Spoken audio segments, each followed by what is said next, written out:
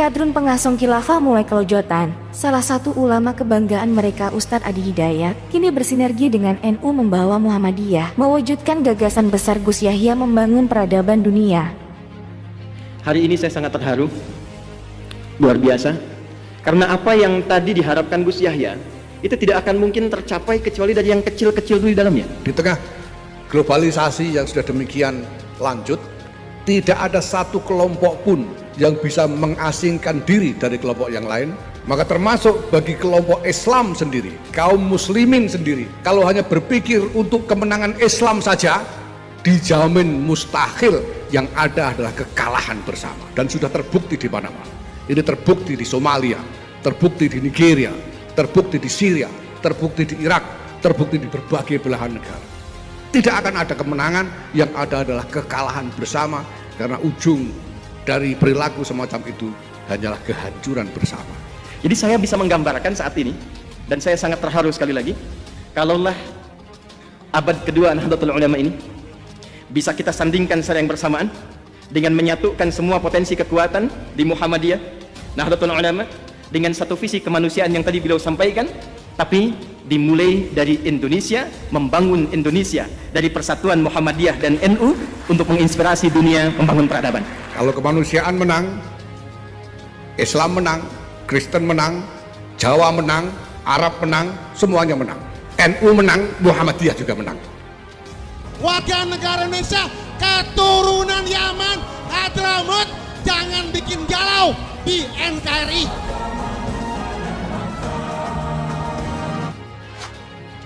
Sepertinya gerombolan Bani Kadrun, kaum pengasong khilafah, dedengkot-dedengkot HTI serta kaum penyembah sistem kolonial berbaju agama khilafah, kini benar-benar mulai kelojotan dan semakin panik dengan gagasan Nahdlatul Ulama yang semakin disambut baik oleh berbagai kalangan di Indonesia. Dedengkot HTI Ahmad Kozinuddin yang juga pengacara walinya Kadrun Suginur ini, nampaknya misi dia untuk mempropagandakan menolak fikih peradaban Nahdlatul Ulama akan semakin berat dan semakin menemukan jalan buntu untuk terus disuarakan olehnya. Karena penolakan dia terhadap fikih peradaban Nahdlatul Ulama bisa dibilang hanya dari dia dan kelompok ex-HTI-nya lah yang berani bersuara. Sementara sekutu-sekutu mereka, para ulamanya Bani Kadrun, semuanya hanya diam dan mencari aman untuk tidak bersuara, karena mereka sadar yang sedang mereka hadapi adalah Nahdlatul Ulama, organisasi Islam yang paling besar di dunia. Dan sekarang, Ahmad Kozinuddin serta kaum penyembah khilafah Bani Kadrun pun semakin dibuat sakit kepala dengan pernyataan Ustadz Adi Hidayat, salah satu ulama yang cukup berpengaruh dan dianggap sebagai ulama lurus oleh mereka, yang justru sekarang bersinergi dengan NU dan bertekad membawa Muhammadiyah untuk bergandengan tangan mewujudkan gagasan besar yang diinisiasi oleh Nahdlatul Ulama membangun peradaban dunia. Ini tentu akan menjadi pukulan yang sangat telak bagi Bani Kadrun pengasong khilafah,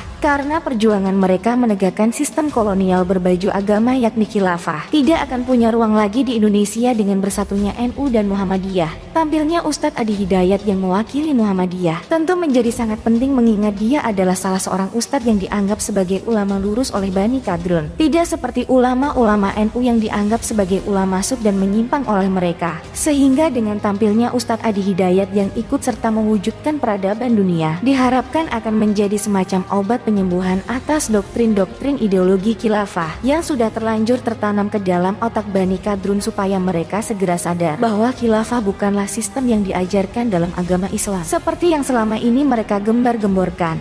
Hanya memperjuangkan kepentingan kelompoknya sendiri, melawan semua kelompok di luar dirinya, dengan tujuan untuk menaklukkan dan menguasai semua yang lainnya. Kita bisa lihat di dalam realitas bahwa itu mustahil terjadi, dan perjuangan semacam ini tidak mungkin akan mencapai kemenangan bagi kelompoknya sendiri.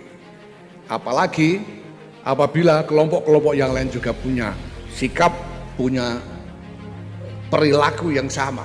Ini hanya akan menghasilkan kekalahan dari semua, karena yang akan terjadi kemudian hanyalah kehancuran bersama. Tidak ada yang menang. Kita bersepakat bahwa di satu titik yang telah tadi banyak diulas, Indonesia ini bukan negara agama, tapi spirit menjalani kebangsaannya diisi dengan spirit agama. Maka tidak ada cara yang lebih baik, bahkan tidak ada cara yang nyata-nyata bisa kita pilih untuk memperjuangkan Islam selain dengan memperjuangkan kemanusiaan seluruhnya. Saya pikir sudah saatnya Sekarang kita tidak berbicara lagi dalam konteks perbedaan NU Muhammadiyah dalam tatanan yang disepakati, tapi sekarang babnya adalah bagaimana membangun persaudaraan yang menyinergikan, sehingga gagasan-gagasan besar yang disampaikan oleh Gus Yahya tadi di depan, membangun peradaban, membangun kemanusiaan, saya kira bisa diinisiasi di bumi pertiwi ini melalui penyatuan dan sinergitas NU dan Muhammadiyah. Mari kita bandingkan dengan yang lain. Lihat Syria. Kenapa berbagai kelompok yang sama-sama Muslim di Syria tidak bisa rukun? Kenapa kelompok-kelompok sama-sama Muslim di Irak, di Afghanistan, di Nigeria, di Somalia, di Aljazair, di berbagai belahan dunia tidak bisa rukun? Karena mereka tidak punya kesadaran tentang persaudaraan sebangsa. Mereka tidak bisa rukun. Tapi NU dan Muhammadiyah bisa rukun karena punya kesadaran sebagai saudara sebangsa. Dengan adanya NU memasuki abad kedua saat ini, di Surabaya ini, di kota pahlawan ini, saya kira ada narasi hebat yang penting kita sampaikan secara nasional dan internasional. Di tempat ini akan terdapat persatuan antara NU dan Muhammadiyah menuju gagasan ke depan.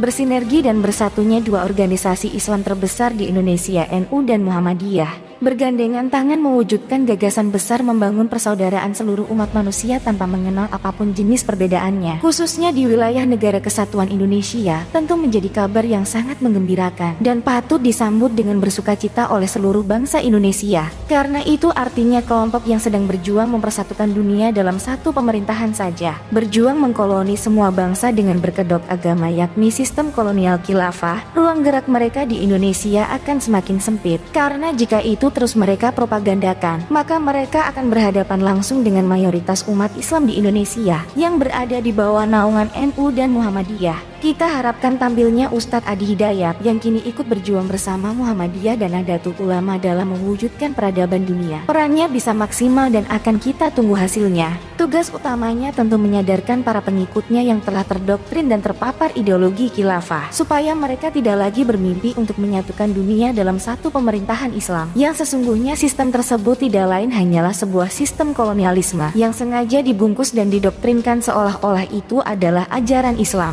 Okelah kalau mereka tetap ngotot bahwa khilafah yang mereka perjuangkan itu adalah bagian dari ajaran Islam. Kita akan jawab, di dalam keyakinan agama Islam, Allah memang menjanjikan bahwa di akhir zaman, dunia akan dikuasai oleh satu khalifah sebelum dunia ini dihancurkan. Tapi juga perlu diingat, khilafah akhir zaman datangnya bukan dengan cara diperjuangkan. Khilafah akhir zaman datang berdasarkan kehendak Allah, dan umat Islam akan berbondong-bondong berbaiat kepada khalifah tanpa ada paksaan. Dan itulah yang dituliskan, khilafah akhir zaman datangnya bukan dengan cara diperjuangkan. Jika ada yang memperjuangkan khilafah, jelas itu adalah khilafah palsu yang tidak ada sangkut pautnya dengan Islam. Itu hanyalah sebuah sistem kolonialisme yang sengaja menggunakan nama khilafah untuk membodohi umat Islam di seluruh dunia.